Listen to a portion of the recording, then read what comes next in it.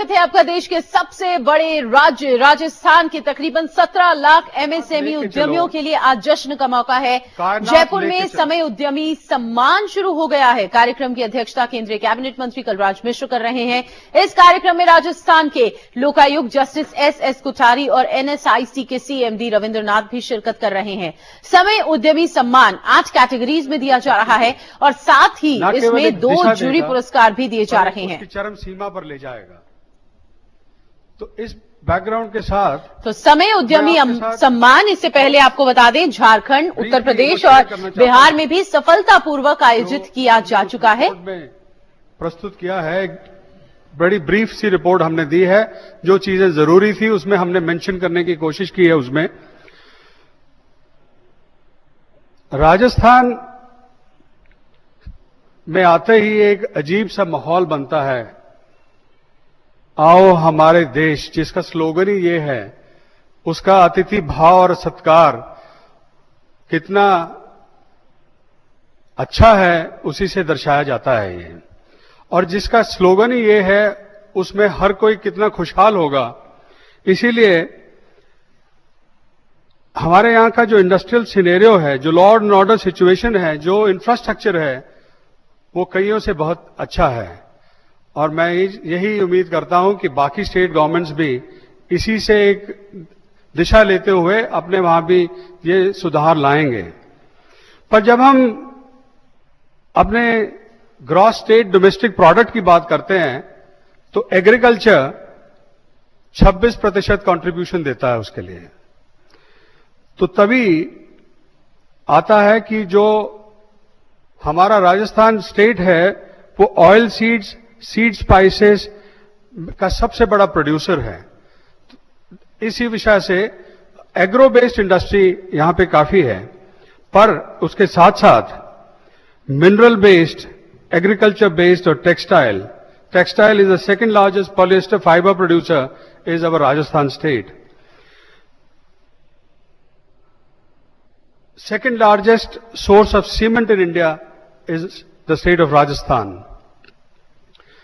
Delhi Mumbai industrial corridor जो बनाया जा रहा है उसका तकरीबन 40% हिस्सा राजस्थान स्टेट के थ्रू जाता है और यही एक बहुत बड़ा सोर्स होगा आने वाले टाइम में इस स्टेट की अपलिफ्टमेंट के लिए।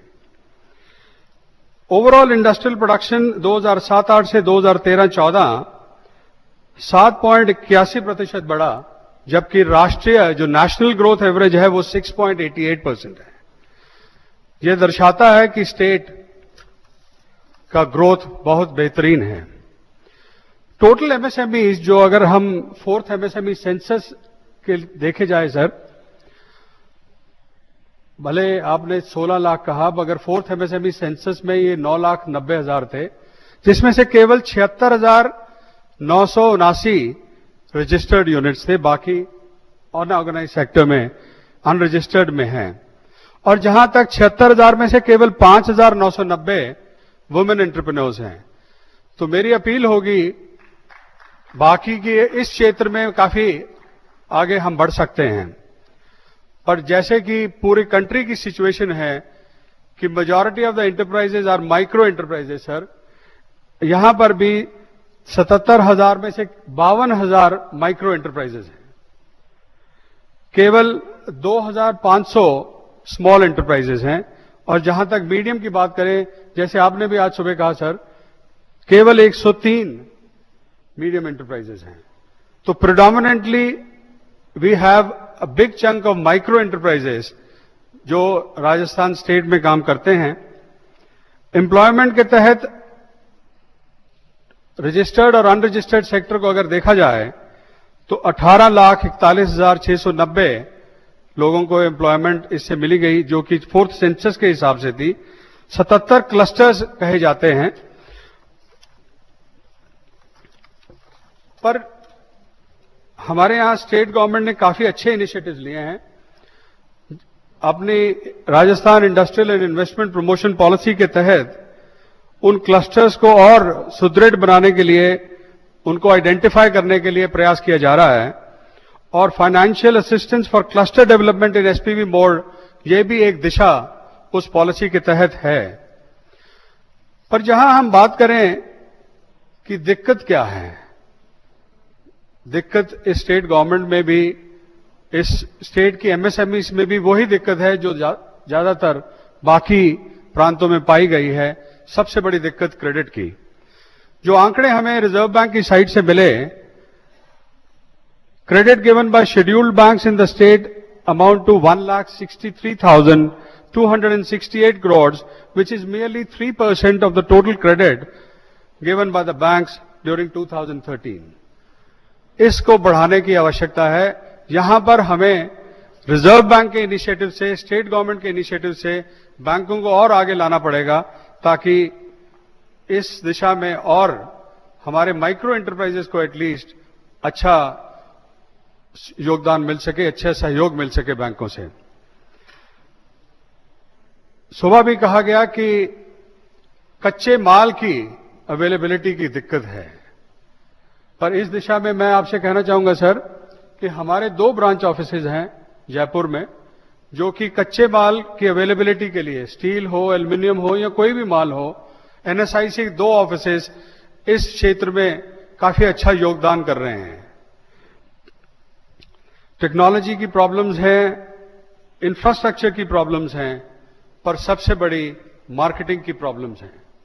मार्केटिंग की प्रॉब्लम्स के लिए आने वाला जो पब्लिक प्रोक्योरमेंट पॉलिसी है, चाहे वो सेंट्रल लेवल पे हो, चाहे वो स्टेट लेवल पे हो, इस दिशा में अगर हम अपने माइक्रो एंटरप्राइजेस को और तैयार करें ताकि वो अच्छे वेंडर्स बन सकें, इस प्रॉब्लम का समाधान बनाने में अच्छा योगदान करेंगे। अक्सर कहा जाता है कि छोटी इकाइयों को समय पे पेमेंट नहीं मिलती, तो इंप्लीमेंटेशन अगर हम delayed payments act, interest on delayed payments act की करी जाए तो उसका भी समाधान उसके तहत मिल सकता है। तो ये कुछ चीजें हैं जो सर हमने अपनी रिपोर्ट में बताने की कोशिश करी है, और हमें उम्मीद है कि उस रिपोर्ट की जो हमारे फाइंडिंग्स हैं, जो सजेशंस हैं, उसको अगर इंप्लीमेंटेशन में लाया जाएगा तो सभी जो एग्जिस्टिंग एंटरप्राइजेज है, ना केवल उनको मदद मिलेगी, पर और एंटरप्राइजेज लगाने में आगे कार्यवाही की जा सकती है। धन्यवाद। जोरदार तालियां रवींद्र नाथ जी के लिए। बहुत बहुत शुक्रिया रवींद्र जी। पधारो हमारे देश। रवींद्र जी का साफ तौर पे कहना था कि राजस्थान आते ही एक अलग सा जोश पैदा हो जाता है, और इसीलिए समय उद्यमी ने भी राजस्थान का रुख किया है। उनका यह भी कहना था कि कुछ दिक्कतें जरूर हैं, लेकिन फिर भी बहुत स्कोप है, बहुत संभावनाएं हैं एमएसएमईज की राजस्थान में। चलिए आगे बढ़ते हैं। ये राज्य वीरों का है, अलबेलों का है, धोरों का है, महलों का है, त्योहारों का है, साथ ही उद्यमियों का भी है। जिसकी बलिदानी गाथा गाना कवि के बस की बात नहीं, हल्दी घाटी पर कलम चले ये कविता की औकात नहीं। यूं घास की रोटी किसी ग्रंथ पर लिखना भी समझौता है, जौहर की ज्वाला कागज पर ये आगजनी को न्योता है। चेतावनी के चुंगटियों से चेत गया वो राजस्थान, शेर शाह को मुट्ठी बाजरा रेत गया वो राजस्थान। 4 बांस 24 गज भेद गया वो राजस्थान। ईथल रा आखर राणा मन छेद गया वो राजस्थान। जय जय राजस्थान।